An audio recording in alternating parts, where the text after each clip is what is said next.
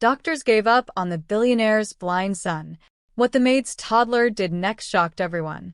"Daddy, why doesn't the baby look at me?" The question hung in the air of the grand Cole mansion like a fragile ornament balanced on the edge of a shelf, one breath away from shattering into 1,000 pieces. Adrian Cole stood in the doorway of the nursery, his 6-foot frame filling the space, his $3,000 Italian suit wrinkled for the first time anyone in his household could remember. He had not slept in 31 hours. He knew because he had been counting, the way a drowning man counts the seconds between waves, just to prove he's still alive. The voice asking the question belonged to Clara Reyes. 3 years old, barely as tall as his knee. She was standing at the edge of the custom-built mahogany crib where his son, Lucas, lay on his back, staring at the ceiling with eyes that saw absolutely nothing. Clara had a juice box in one hand and a stuffed elephant in the other. She was wearing mismatched socks, one with strawberries, one with tiny dinosaurs, and her dark curly hair was pulled into 2 uneven pigtails that her mother, Maria, had clearly rushed that morning. She looked up at Adrian with enormous brown eyes that held a question so pure, so unfiltered, that it cut straight through every wall he had built around himself in the past 9 months. He didn't answer her. He couldn't, because the honest answer, the one the doctors had given him 3 weeks ago in a sterile conference room while slides of brain scans flickered on a screen, was that his son didn't look at her because his son couldn't look at anyone. Lucas Nathaniel Cole, 9 months old, the sole heir to the Cole Industries empire, had been born with a rare neurological condition affecting his optic nerves. 3 specialists. 2 countries. 1 brutal consensus. The visual cortex shows minimal responsive activity. We recommend redirecting your focus toward acceptance and long-term care planning. Acceptance. As if Adrian Cole had ever accepted anything in his life that didn't come with a solution attached to it. He had built his first company at 19 from a college dorm room with nothing but a laptop and a credit card he wasn't supposed to have. He had turned that company into a global technology firm worth $11 billion. He had survived the death of his mother, the betrayal of his business partners, and the quiet, devastating unraveling of his marriage to his college sweetheart, Vanessa, who had left 8 months ago, 6 weeks after Lucas was born and the diagnosis came in saying she couldn't do it. She was sorry. She loved him, but she wasn't strong enough for this kind of life. He had survived all of that. But he could not survive the sight of his 9-month-old son lying in a crib worth more money than most families earned in a year, surrounded by every toy, every sensory tool, every therapeutic gadget money could buy, and feeling nothing, reaching for nothing, responding to nothing. Lucas wasn't unhappy. That was almost the hardest part. He didn't cry excessively. He didn't seem to be in pain. He simply existed in his own quiet, unreachable world, like a small planet orbiting just beyond the pull of gravity that connected him to everyone else. "Mr. Cole." The soft voice came from behind him.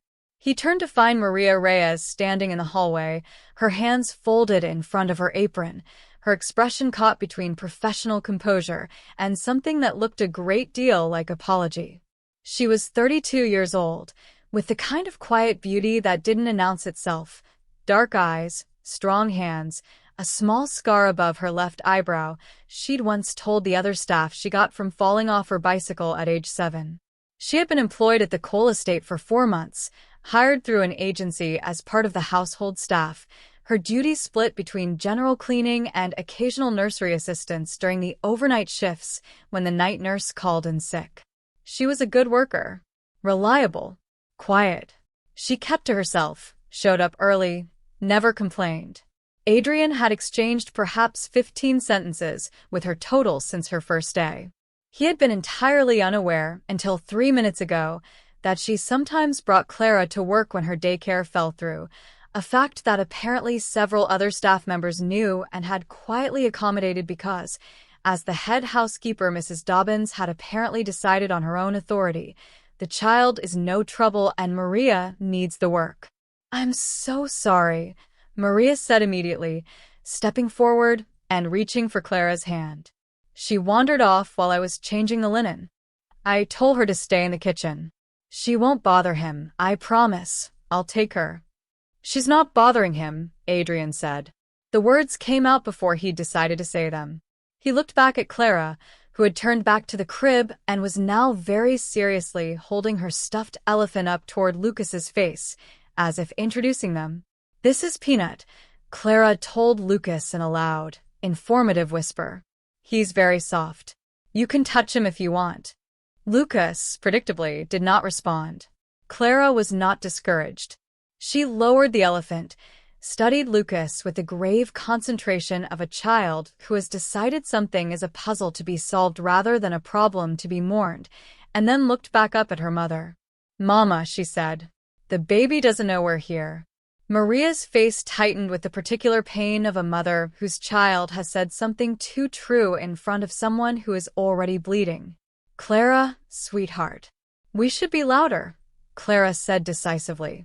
So he knows.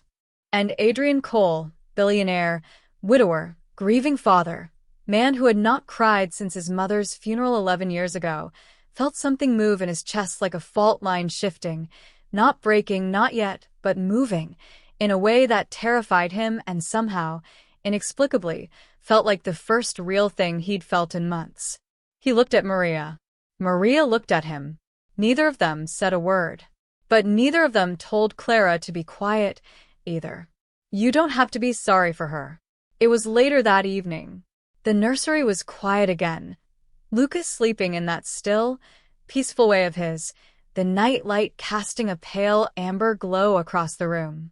Maria had come back to collect the extra blankets from the supply closet adjacent to the nursery, and she'd found Adrian sitting in the rocking chair beside the crib, still in his wrinkled suit, a glass of scotch balanced on his knee that he hadn't touched in over an hour. She almost backed out without a word.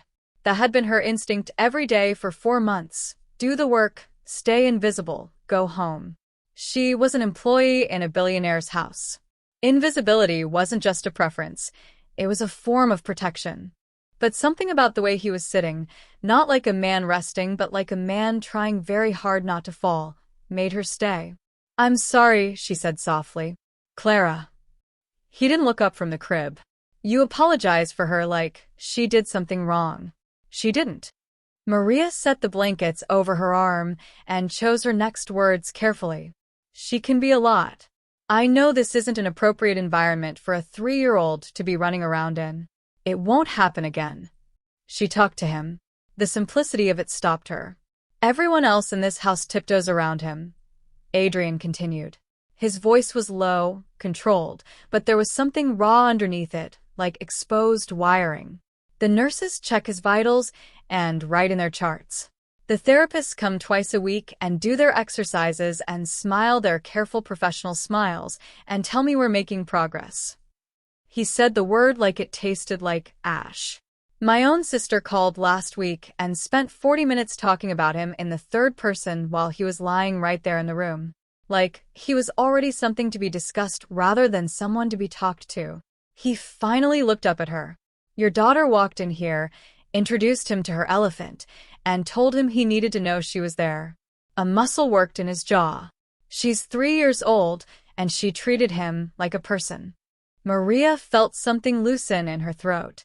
She had spent 4 months being careful in this house, careful not to overstep, not to have opinions, not to feel things too visibly about the quiet tragedy that lived in this nursery. But she was a mother, and she recognized, in the lines of this man's face, the specific exhaustion of a parent who loves so fiercely it has started to hollow them out. She doesn't know yet that some things are supposed to be hopeless, Maria said quietly. That's not a criticism of anyone.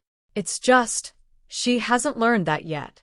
To her, if something isn't working, you just try something else. Adrian was quiet for a long moment. And what would she try next? Maria almost smiled. Almost. With Clara, there's genuinely no way to predict. Something shifted in his expression. Not quite a smile, not quite relief, but something in the neighborhood of both. It was the first time she had seen anything on his face that wasn't grief or exhaustion or the controlled blankness of a man managing himself very carefully in public. "How long have you been doing this alone?" he asked. It was an unexpected question, and it landed differently than intrusive questions usually did, not like prying, but like genuine curiosity. Like he actually wanted to know. "Since Clara was 4 months old," she said. Her father decided fatherhood wasn't something he was built for. "I'm sorry. Don't be. We're fine." She said it the way she always said it. Quickly, cleanly, like a door she'd long since learned to close without slamming. "We're more than fine, actually. She's the best thing in my life." Adrian looked back at Lucas. "Yeah," he said softly. "I know that feeling." They sat in a silence that was different from the earlier one. Less lonely, somehow, even though nothing had been resolved and nothing had been fixed, and his son still lay quietly in a world no one else could enter. When Maria finally left with the blankets, she stood in the hallway for a moment and pressed her back against the wall and breathed. Because something had happened in that room, some small, quiet, unmistakable thing, and she had learned a long time ago to pay attention when the universe shifted, even slightly, even when you couldn't yet see where the shift was going to lead. Back in the staff quarters where Clara was sleeping, her small face peaceful, one arm wrapped around Peanut the elephant, Maria sat on the edge of the bed and watched her daughter breathe. She doesn't know yet that some things are supposed to be hopeless. She had said it to comfort a grieving man, but sitting here now, in the quiet, she let herself believe it too. Maybe that was all hope ever really was. This stubborn refusal to learn that lesson. Maybe that was the whole secret, and they'd all just forgotten it somewhere along the way to becoming adults. Clara's little fist curled tighter around the elephant in her sleep. Maria leaned down and pressed a kiss to her daughter's forehead, soft as a whisper.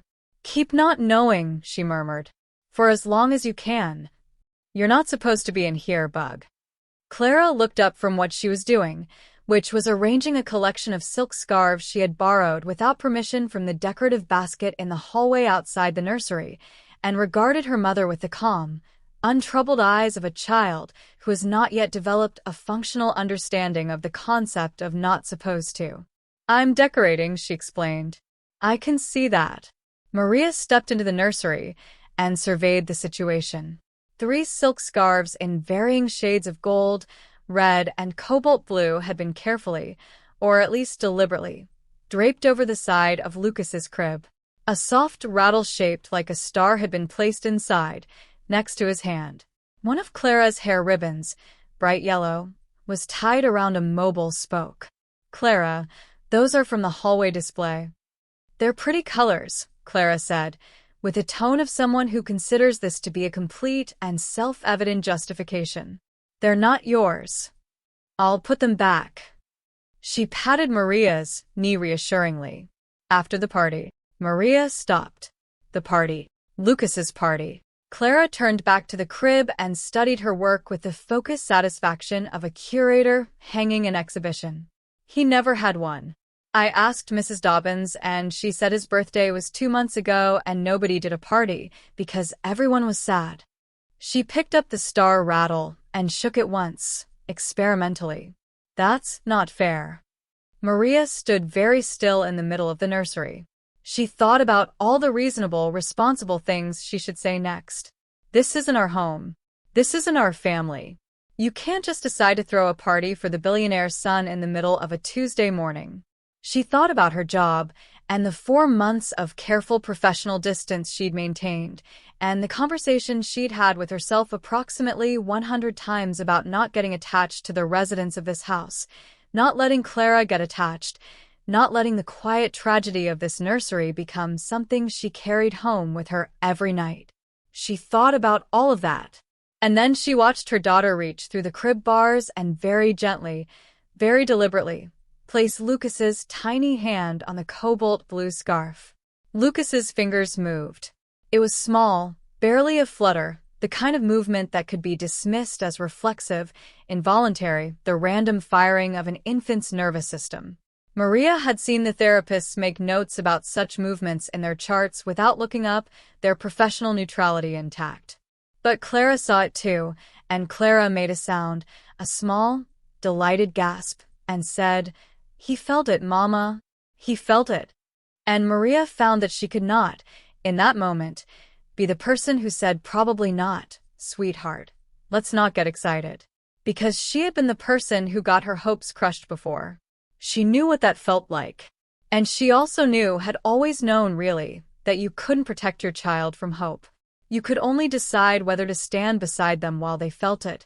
She crossed the room, crouched down beside Clara, and looked at her daughter's face, alight with certainty, glowing with the particular radiance of a child who has decided that something wonderful is happening and has absolutely no intention of being argued out of it.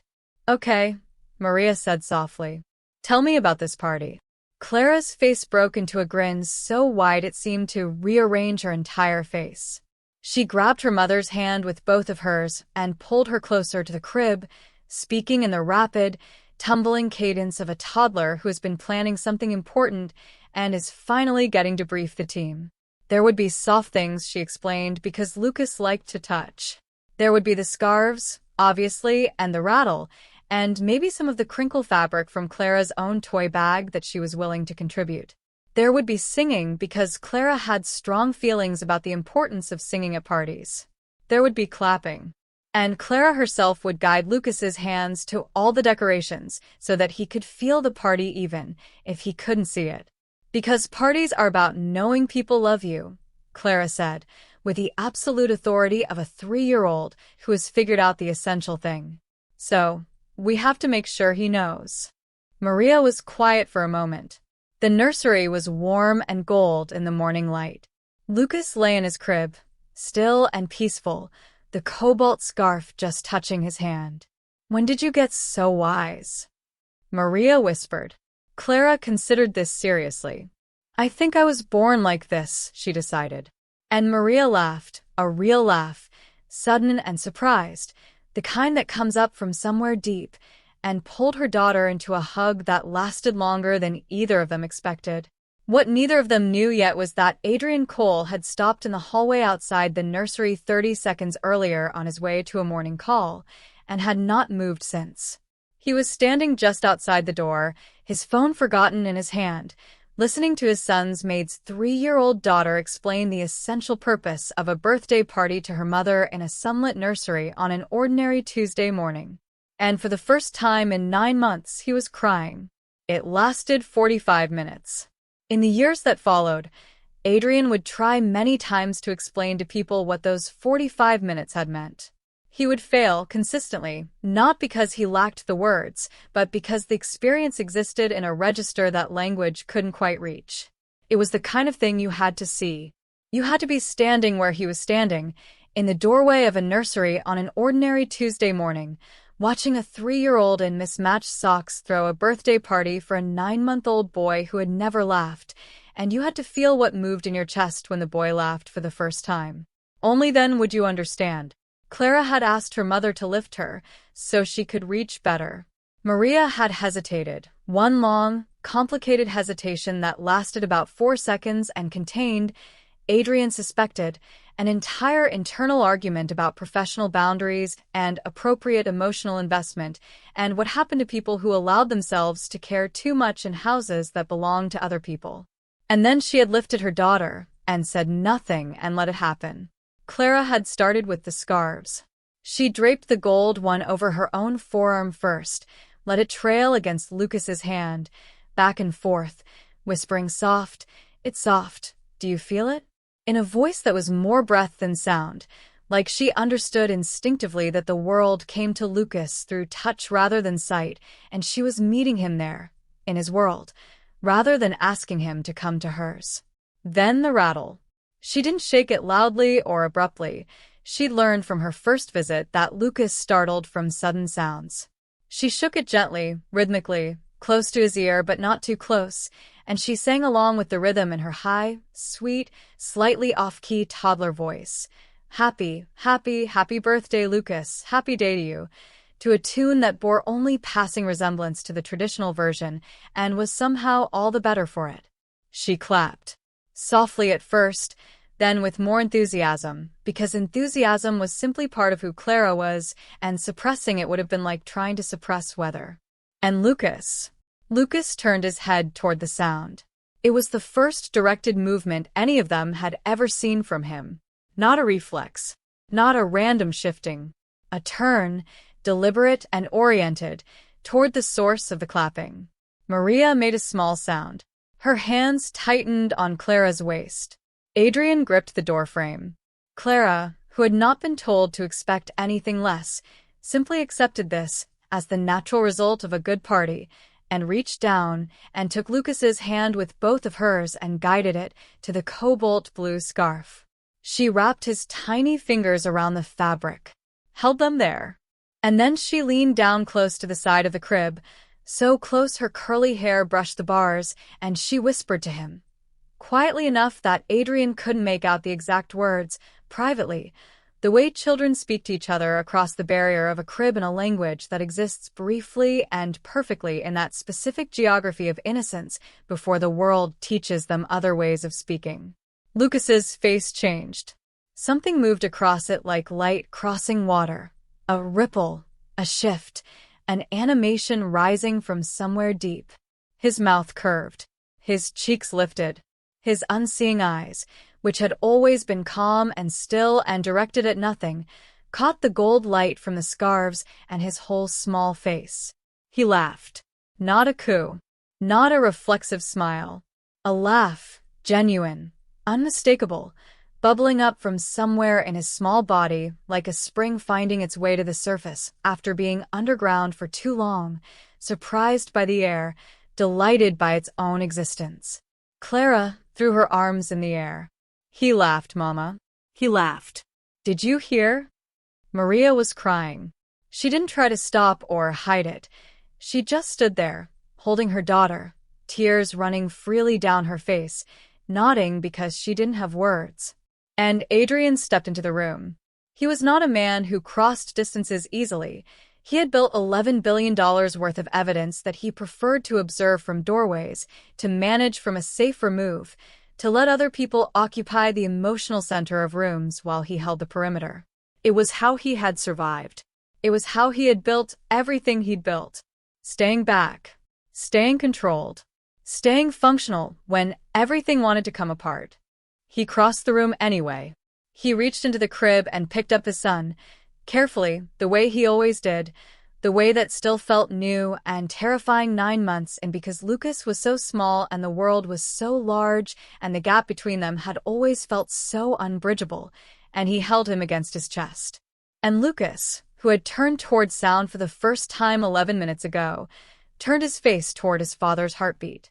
Adrian Cole, who had not cried at his own mother's funeral, who had signed divorce papers dry-eyed, who had sat through 3 separate specialist consultations hearing the word irreversible and held himself together each time with the rigid internal architecture of a man who had decided long ago that falling apart was something he simply could not afford, pressed his face into his son's soft hair and wept. Clara watched this with grave and tender attention. Then she looked up at her mother. "The party worked," she said, with quiet satisfaction. Maria pulled her daughter close and buried her face in her curls and couldn't speak for a long moment.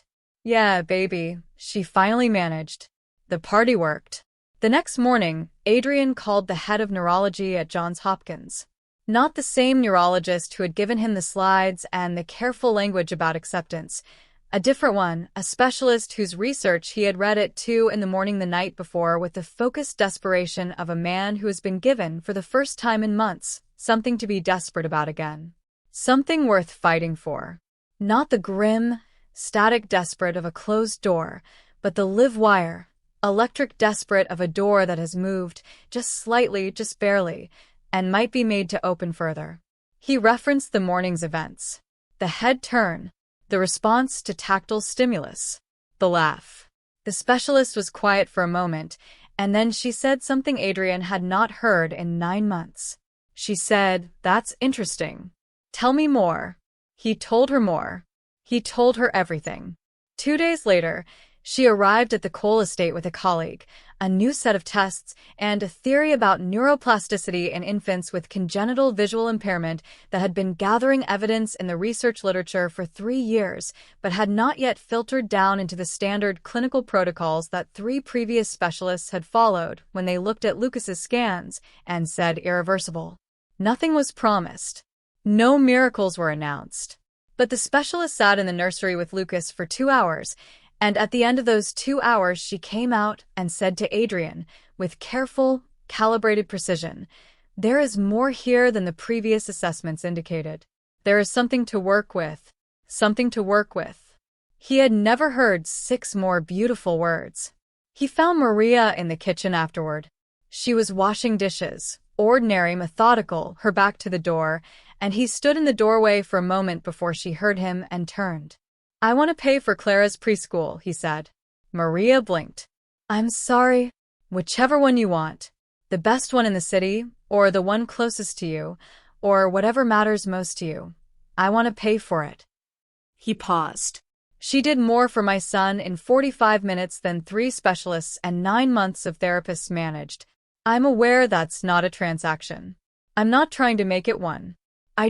He stopped, started again. She gave me something back. I don't know how else to acknowledge that except practically." Maria was quiet for a long moment. Her hands were still in the dishwater.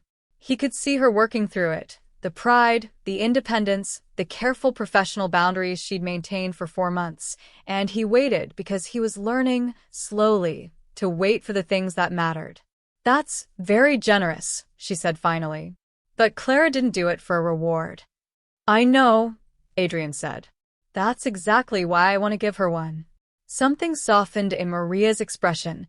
Not surrender, not acceptance, but a kind of recalibration. A reassessment of something. "I'll think about it," she said. It was not yes.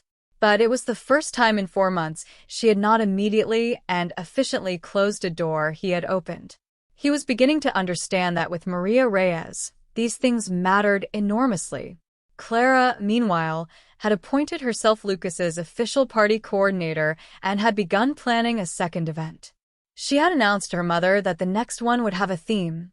"Something with butterflies, Mama, because butterflies are the softest color," and that she intended to bring Lucas a piece of crinkle paper to keep in his crib so that he would have something interesting to touch in between parties. Maria had said "we'll see," which Clara correctly interpreted as probably yes. Every afternoon for the following week, when Maria came to do the nursery linens, Clara came with her. And every afternoon, she climbed up with her mother's help and sat beside the crib and talked to Lucas. She told him about Peanut the elephant. She told him about the park near their apartment where there was a slide, and also a dog that always sat by the gate whose name was Biscuit. She told him about the butterflies she planned to bring. She told him about colors. Not what they looked like, exactly, because she sensed somehow that this was beside the point, but how they felt. Gold was warm. Blue was cool, like water. Red was exciting, like the feeling before something good happened. Lucas began to turn toward her voice. Every single time. By the end of the week, he was reaching toward sounds in a way that made the new specialist on her 3rd visit write 3 pages of notes with the barely contained energy of a researcher who has found something significant and is being rigorous about not getting ahead of it. Adrian watched Clara, with his son, every afternoon from the doorway. He stopped pretending he wasn't watching. 6 months later, the nursery had been transformed. Not in the way of expensive renovations, though there had been some of those too, textures woven into the walls, different fabrics in the crib, a sound system that played gentle, varied music at therapeutic intervals, all of it designed in consultation with the Johns Hopkins team. But the deeper transformation was something that no renovation budget could account for. The room had become inhabited. It had become a place where life happened, where voices were raised in laughter, where a 3-year-old's opinions were offered loudly and frequently, where a 9-month-old, now 15 months, had learned that the world came to him in layers of sound and touch and warmth, and that there were people in it who would always, reliably, come close enough to be felt. Lucas was not healed. The specialist was careful about that word, and Adrian had learned to be careful about it too. His optic nerves remained what they were. The visual world remained, for him, a place of shadow and blur and occasional brightness rather than clear, defined sight. The honest prognosis was still the honest prognosis, but he had exceeded it in every other possible direction. He reached. He grabbed. He turned toward voices with the targeted precision of a child who has learned that voices mean something, mean someone, and that someone, in his experience, meant warmth. He had 3 sounds that were clearly intentional, clearly communicative. The therapists called them pre-linguistic vocalizations. Clara called them as words, and she had assigned each one a meaning and responded to all of them accordingly, with the authority of someone who had been doing this longer than anyone and knew best. He laughed all the time now. It was, without exception, the most extraordinary sound Adrian had ever heard. Better than any deal he had ever closed, any contract signed, any number that had ever appeared on a balance sheet. His son's laugh, surprised, delighted, completely unself-conscious, was the standard by which he had quietly begun measuring everything else in his life. On a Sunday morning in October, he found Maria and Clara in the nursery at dawn. He'd come in early from a red-eye flight, Tokyo, 12 hours, a deal that had closed the way deals closed, with handshakes and relief and the faint, persistent sense that it meant less than it was supposed to. He'd gone straight to the nursery before going to his room, because that had become his habit. Check on Lucas first. Before anything else. He hadn't expected them to be there. Clara was asleep in the rocking chair, tucked into a small, boneless curve, peanut wedged under her chin. Maria was sitting on the floor with her back against the crib, a book open on her knees, her reading glasses perched on her nose, her hair loose around her shoulders. Lucas was asleep above her, one small arm hanging through the crib bars, his fingers resting in Maria's hair. She looked up when Adrian came in. There was a moment, a long, suspended, early morning moment filled with amber light and the sound of 2 children sleeping, where neither of them said anything. "You're back early," she said softly. Flight was smooth. He leaned against the doorframe, looked at his son's small fingers in her hair. "Has he been sleeping?" "Like a champion. He had a big day. We did the butterfly party." She tilted her head slightly toward the crib, and he saw it. Silk butterflies, in 6 colors, hung from the mobile. Paper ones, cut from crinkle paper, arranged along the crib rail. Clara had outdone herself. He spent 40 minutes grabbing them. "I think we have a future in textile arts." Adrian laughed, quiet, so as not to wake the children, but real. The kind of laugh that had been coming more naturally to him these past months. The kind he hadn't been sure he still had access to a year ago. He crossed the room, sat on the floor beside her, his back against the crib, the same way she was sitting. She moved her book to make room. Their shoulders were close, not quite touching. Above them, Lucas slept. "Maria," he said quietly. She turned to look at him. The morning light was gentle on her face, and she wasn't guarded the way she used to be, the careful professional composure that had been her armor for the first months. She was just herself, tired, warm, present, real. "Thank you," he said. For her. For letting her, he stopped. Started again. "She walked in here, and she decided my son was worth a party, and she didn't ask anyone's permission, and she didn't wait for certainty, and she just loved him. Just like that. Like it was the easiest thing." His voice was low and rough at its edges. "I had forgotten that was possible. That loving something, someone, could be that simple." Maria was quiet for a moment. Then she said, "She learned it somewhere." He looked at her. She met his eyes, and something passed between them. Not a beginning, exactly, but a recognition. An acknowledgement of something that had been quietly becoming itself for 6 months, in doorways and nurseries and kitchen conversations and early mornings, in the space created by 2 children who had each, in their own way, refused to believe that what was hard was the same as what was impossible. "I've been thinking," he said, "about the preschool." "I've been thinking about it too," she said. And she looked at Clara, small and sleeping, Peanut clutched tight. She looked at Lucas, fingers trailing in her hair. She looked at this house that had become, without her planning for it, without her permission, something that felt, in its best moments, its early mornings and its butterfly parties, like something she didn't have a professional word for. "I've been a guest in other people's houses for a long time," she said slowly. "Doing other people's laundry and caring for other people's children. I'm good at it. I'm careful about it. I know exactly where the lines are and how to stay on the right side of them." "I know," he said. "Clara doesn't know where the lines are," she continued. "She never did. She just walks in and loves things, and it doesn't occur to her to be careful about it." A small, helpless, wondering smile. "I've spent 3 years worrying that she was going to get us both hurt. And she changed your son's life." She shook her head slowly. "I don't know what to do with that. I don't know what the lesson is, exactly." "I think the lesson," Adrian said quietly, "is that maybe the lines aren't where we put them." She looked at him for a long time. Then Lucas made a sound in his sleep, one of his 3 sounds, soft and content, and both of them looked up at him at the same moment, and the same soft, helpless tenderness crossed both their faces at exactly the same instant, and they saw each other seeing it. Clara stirred in the rocking chair, didn't wake, but curled tighter around Peanut and murmured something that sounded like butterfly. Adrian and Maria looked at each other.